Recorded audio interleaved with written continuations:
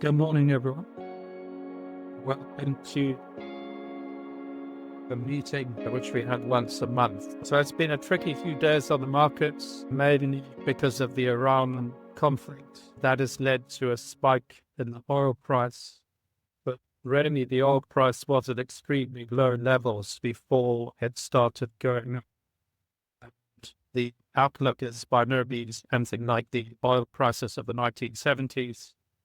During the Yom Kippur War, when all the Arab states closed ranks against the US, and that led to OPEC oil cuts.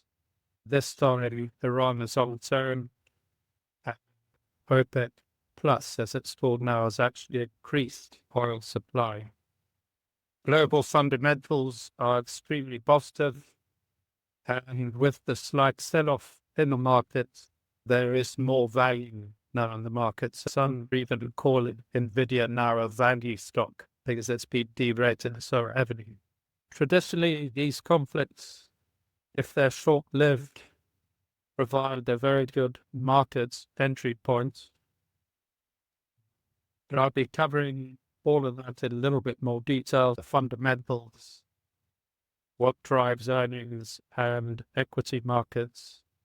China has rocketed up the ranks in the capital economics AI adoption index. So China is now in seventh place as opposed to much lower down the rankings before. And that bodes very well for productivity growth in China's economy. Of course, China is where we increased exposure about 3 weeks ago. And you would have seen the report on that when we increased exposure in our global portfolios. The Iran conflict, unlike the 12-day war in 2025, this conflict is larger and more intense and broader.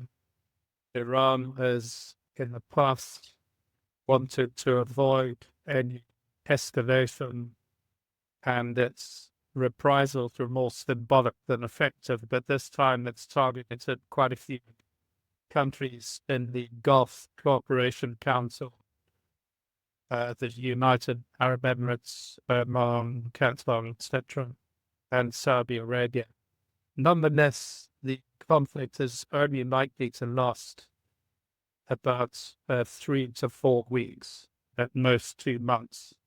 Iran cannot win.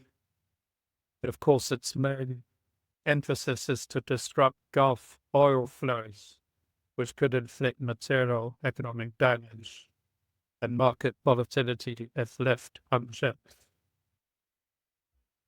It appears Trump's goal, his administration, is not to invade and remake Iran, but to encourage local actors to topple the regime. Iran is unlikely to sustain the fight for more than a couple of months.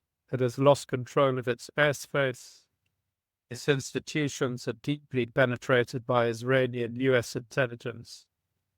And most importantly, the regime is illegitimate for most of its population. But the real choke point is the Strait of Hormuz. And I'm sure most people have been pretty fixed to the television news and other media and will know that roughly 20% of global oil consumption runs through the Strait of Hormuz. And of that 20%, about 80% is destined for Asia. And that's why we've had a pretty severe sell-off in those Asian markets in the last week or so. I think the Kospi in Korea is down about 50% over 2 days. And then lastly, an important point, and this is probably why we've seen the US markets outperforming quite sharply over the last week, is of course that the United States is the biggest oil producer in the world, contributing about 20% of global oil supplies, and it is a net energy exporter, so it's far less vulnerable to the current state of affairs in Europe or Far Eastern economies. And now moving on to some analysis from MRB. So this is a direct quote from MRB. What ultimately matters is whether the considerable supply overhang in oil markets will disappear as a result of the current tensions and thus threaten global economic growth. The most likely answer to that is no. While the war in the Middle East is unsettling for investors, and I'm sure very unsettling for anyone living in the region, our take is that it is unlikely to derail a global economic expansion that has been exhibiting increasing strength. US household and corporate fundamentals are solid. The euro area and Japanese economies are firming, and China is steady. Global monetary and fiscal policies are accommodative. Oil supplies are ample, and investors are sanguine about inflation. Investors should expect choppy markets in the near term, but it is premature to adopt an outright defensive investment posture.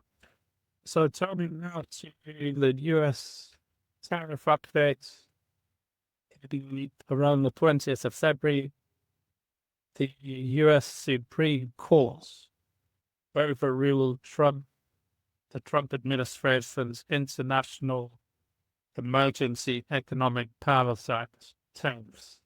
So the big tariffs that he's been imposing are all under the auspices of the IEEPA Act. But the administration responded, citing Section 2021-22 of the Trade Act by announcing 50% across-the-board tariffs on US imports. Nonetheless, these tariffs, which incidentally are lower than what preceded them, not by much but a little bit, can only be imposed for a period of 150 days. So those are the details. That all sounds very dry and bureaucratic, but what does it actually mean? The effective tariff rate is now slightly lower than under the IEEP, although not by much. So the effective rate is 15%. Before that, it was around 60%. All right, so now let's move on to the outlook for the global economy and the market implications and the bullish outlook for global markets. First of all, the backdrop. It is a very resilient global economy. Indeed, unfortunately, perhaps the US GDP growth did drop from 4.4% quarter-on-quarter annualized in the third quarter of last year to 1.4% in the fourth quarter. But this was mostly because of the government shutdown. Underlying fundamentals are looking very positive. In the US, business surveys have strengthened. The ISM manufacturing index is rising and has increased to a 3-year high in January. A solid reading in the ISM services index indicates strength ahead. Indeed, the composite ISM index is now at a 15-month high. Business investment has stayed remarkably robust, driven by continued spending on AI, energy, and infrastructure. The euro area economy expanded by 0.4% quarter-on-quarter in the fourth quarter of last year. That's not an annualized rate. It's an actual rate. Fiscal easing in Germany will lend further support. Eurozone growth of at least 1% seems likely in 2026.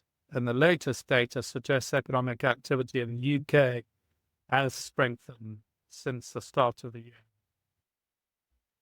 The outlook for Japan is very positive given Takaichi's landslide election victory and further fiscal stimulus inevitable. As we've discussed earlier, the trade tariff regime in the US looks like it's ebbing, and indeed with supply chains having adapted to previous tariff measures. China is also solid. They do have some structural headwinds.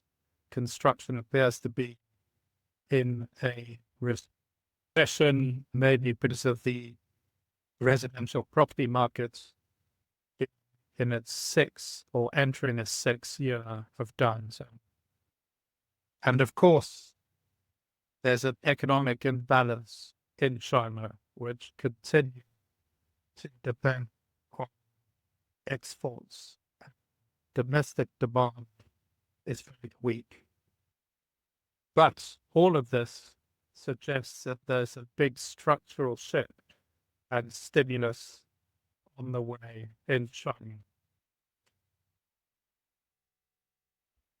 So all this means that the top-down economic and policy backdrop remains friendly for risk assets.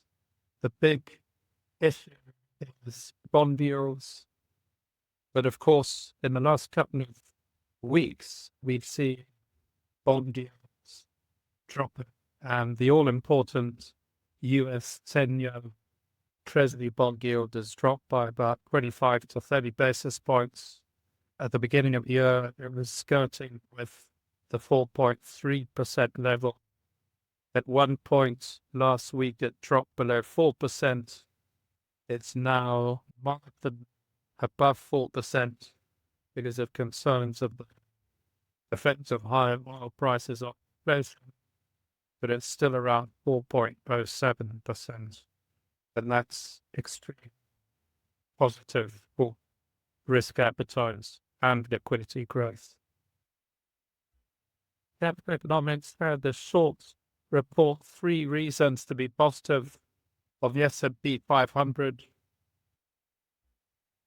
This outlook is extremely positive, despite all the recent concerns about excessive capex in ARS software companies facing existential crisis. Analyst forecasts and company guidance suggest another year of double-digit aggregate earnings per share growth in 2026, and again led by the technology sector. The recession seems very unlikely. In fact, we think growth would exceed expectations this year. While there has been some worry about AI-related disruption, especially to software companies, we aren't especially concerned yet. A lot of the lost software company profits, if they do end up being lost, could instead accrue to other companies. And third, valuations could rise further. I mentioned earlier at the outset of my presentation, the relative PE of the MAG 7 shares is now at a 10-year low. Indeed, the S&P 500 forward PE ratio has risen in almost 2 years, and there is scope for it to increase. But Good morning, everyone. And apart from the war, it sounds very optimistic.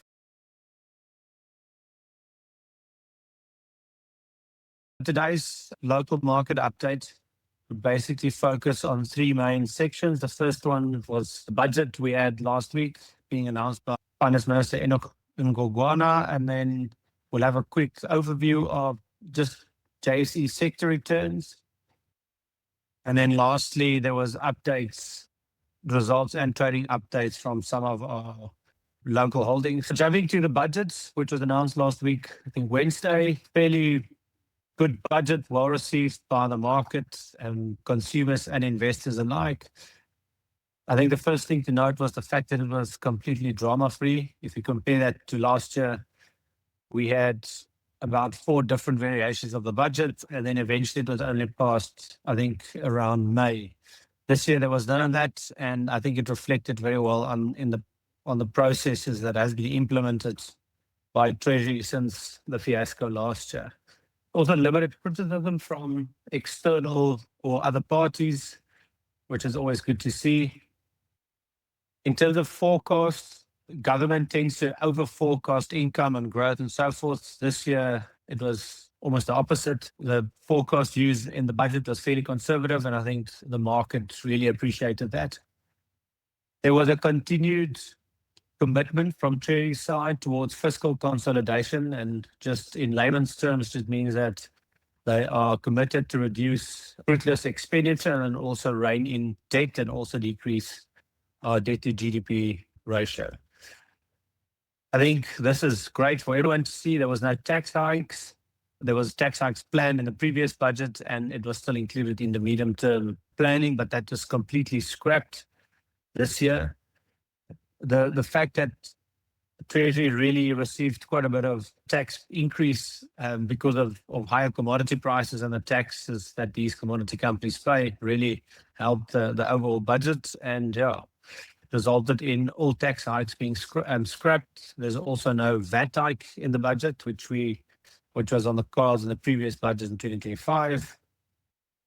Something that's new, that is unusual, and Deputy Finance Minister Ashur Sarupen comment on this was the fact that government has agreed to do spending reviews. So this has never really been done in the past. So going forward, government would actually do an analysis or review the projects that they spend money on to see if there's actually a return on investment and if there's any dividends towards the economy. So very good development there.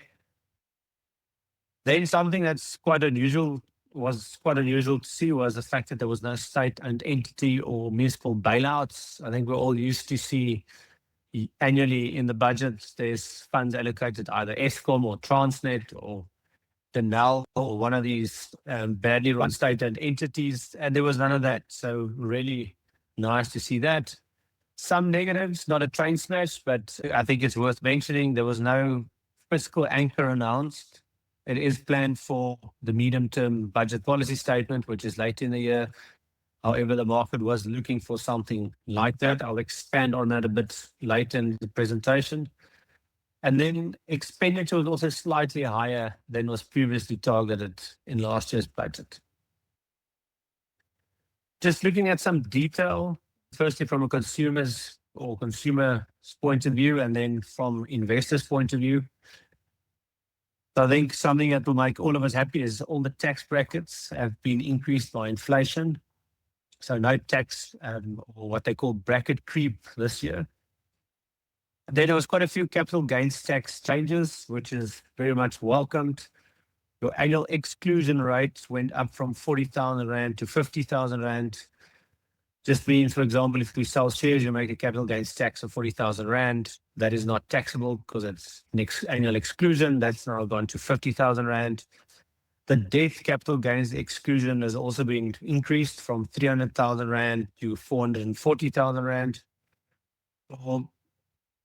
Everyone in the meeting that's not aware of this, the day you pass away, SARS assumes that you've sold all your assets the day before you passed away. And there's a capital gains tax event on all your assets. So it's quite a handy exclusion if you do pass away.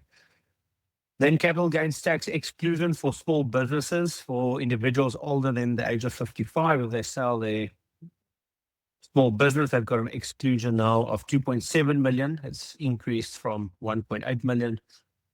And then also in terms of your primary residence, if you sell your primary residence, you get a tax or capital gain exclusion of 2 million. That's now been increased from 2 million to 3 million. Quite a significant increase there. And then pretty relevant to our industry and to general savers, retirement fund contributions, annual contributions have been increased from 350,000 to 400,000.